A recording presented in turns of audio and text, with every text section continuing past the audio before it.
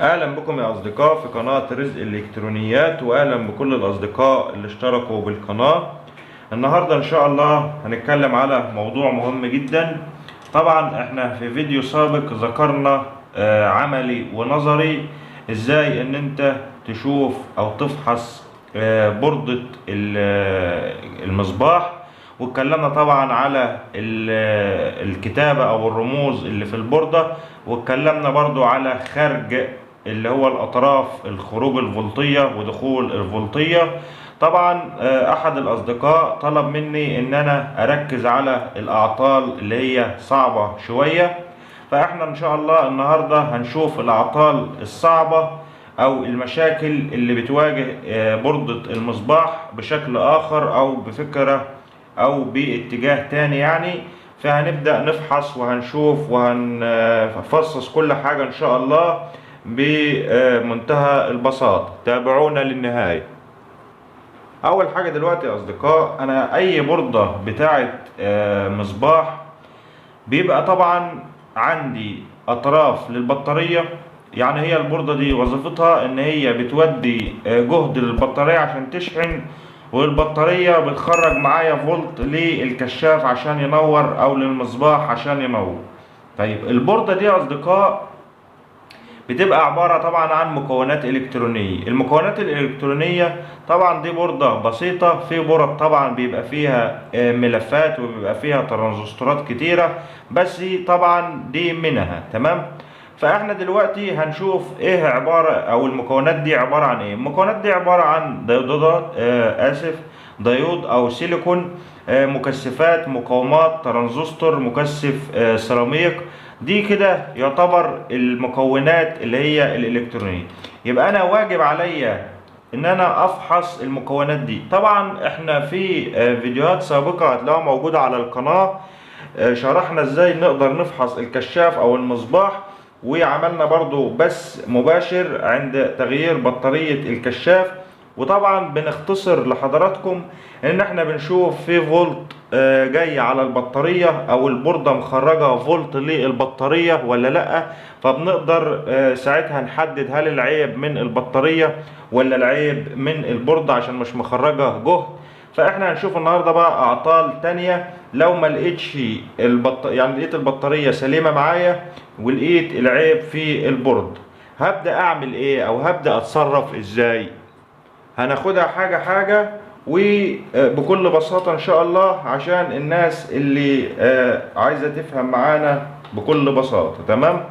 اول حاجة دلوقتي يا اصدقاء، انا مثلا دلوقتي بشوف طبعا عندي اسلاكي كلها تمام ودخول الفولت معايا تمام. طيب بشوف السيليكونات دول عندي طبعا 4 موحدات، فببدأ اجيب المؤشر بتاعي على وضع الدايود او على وضع الصفار. وطبعا زي ما شرحنا في فيديوهات سابقة هتلاقوها موجودة برضو على القناة، ان السيليكون او الدايود بيمرر الفولت في اتجاه واحد. تمام كده. يبقى انا لما اقيس المفروض ان هو هيمرر معايا في اتجاه واحد. يعني انا لما اقيس كده دلوقتي، هنشوف كده مع بعض دلوقتي يا اصدقاء، هقيس كده اهو، كده هو قايس معايا في اتجاه واحد. المفروض لما الف المجسات ما يقيس معايا، هلف كده المجسات اهو. تمام.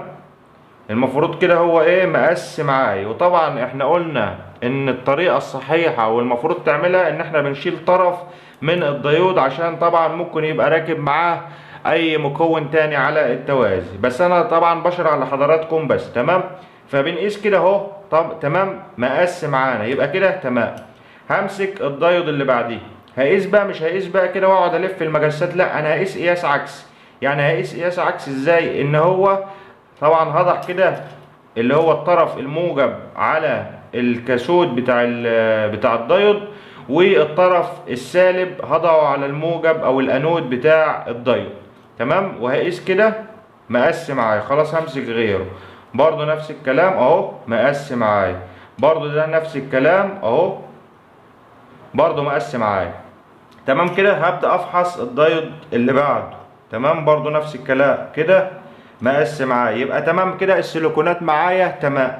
طيب في ايه تاني؟ فيه عندي ترانزستور. الترانزستورات دي برضو من الاعطال اللي بتواجه الكشافات او بوردة الكشافات، ومن الاعطال برضو الصعبة ان انا طبعا لازم احدد هل الترانزستور ده عامل معايا شورت، ولا فيه تسريب، ولا مش قاري قاطع معايا خالص.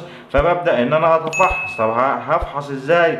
برضو على وضع الصفارة او على وضع الدايود بالشكل ده، وهبدأ اقيس برضو الترانزستور. طبعا الترانزستور ده 3 اطراف. ببدأ اقيس كده برضو يا اصدقاء لحد ما اشوف هل على اطرافه شورت ولا قياس. انا قست كده اهو، تمام. طب وقست كده ما اداش، يبقى ده كده مش الطرف البيز. طيب هضع كده المجس هنا على الطرف ده، وهبدأ اقيس كده برضو ما اداش، يبقى كده مفيش قياس. طب هضع المجس الاحمر برضو مكان الاسود وهقيس كده، كده اداني قياس اهو، القياس ده مظبوط معايا. طب اقيس على الطرف التالت كده برضو اداني قياس معايا. يبقى اذا انا عرفت دلوقتي ان ده الطرف البيز. الطرف البيز قاس معايا اهو. ولما اضع المجس الاسود مكان الاحمر المفروض ما يدينيش قياس، يعني كده قايس معايا على الطرفين دول هم، تمام كده. لما اجي اضع المجس الاسود بقى مكانه المفروض هنا كده ما يدينيش قياس اهو. الطرف اللي في المنتصف مفيش قياس، الطرف الاخر مفيش قياس. يبقى كده انا عرفت ان الترانزستور ده كده معايا تمام سليم مفيش مشكلة. كده عرفت ان الترانزستور ده تمام مفيش فيه مشكلة. ترانزستور بقى زي مثلا زي 2 زي 3 في البوردة هفحص برضو نفس الطريقة. او السيليكونات فحصناها. المكثفات طبعا بالنظر كده لو لقينا منتفخ او مش منتفخ تمام بنغيره، لو منتفخ طبعا او لو ضارب، او طبعا لو قسنا على اطرافه ولقينا فيه شورت بنشوف هل الشورت منه ولا في اي مكون تاني في البورد. طيب انا كده خلصت المكثفات والترانزستورات والسيليكونات. فاضل معايا ايه؟ فاضل معايا المقاومات. مثلا هنمسك مقاومه زي المقاومه اللي قدامنا دي كده يا اصدقاء، تمام، قدام حضراتكم اهي، وهنشوف الالوان اللي عليها. انا قبل ما اقيسها لازم اعرف قيمتها، تمام كده يا اصدقاء. الالوان اللي عليها اخضر بني بني. طيب ادي اخضر، اخضر بني بني، تمام كده. وطبعا انا بعرف ان كان البني هو الاخر او الاخضر هو اخر المقاومة من العلامة الذهبي دي. العلامة الذهبي دي موجودة، يبقى ده يبقى انا اولي هنا ابدأ اقول 5 او الاخضر بني بني، مش بني بني اخضر، لا، عشان العلامة الذهبي هنا، تمام كده يا اصدقاء. هبدأ دلوقتي اقول الاخضر ده قيمته 5، تمام، والبني قيمته كام؟ 1. طيب والبني التاني قيمته 1 بينزل 0، تمام، ادي 0. يبقى المقاومة دي قيمتها كام معايا يا اصدقاء؟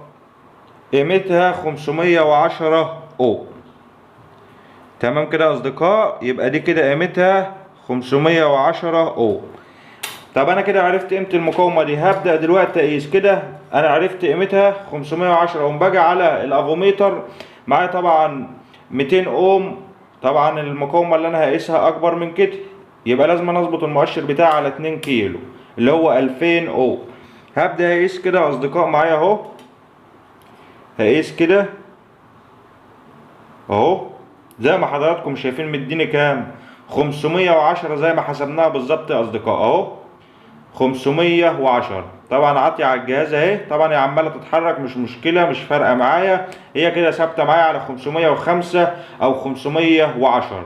يبقى انا كده حسبت قيمه المقاومه اللي انا هقيسها قبل ما اقيسها، تمام. لو المقاومه دي مش عاطياني نفس القياس يبقى كده في مشكله، تمام.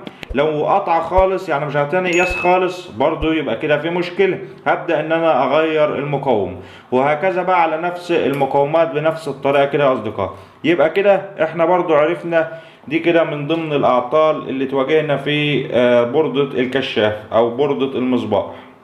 وفي طبعا برد كتيرة وفي مكونات اكتر من كده، بس احنا طبعا شرحنا الحاجات الاساسية. يعني مفيش بوردة ما فيهاش سيليكونات، مفيش بوردة ما فيهاش ترانزستورات، مفيش بوردة ما فيهاش مقاومات، مفيش بوردة ما فيهاش مكثفات.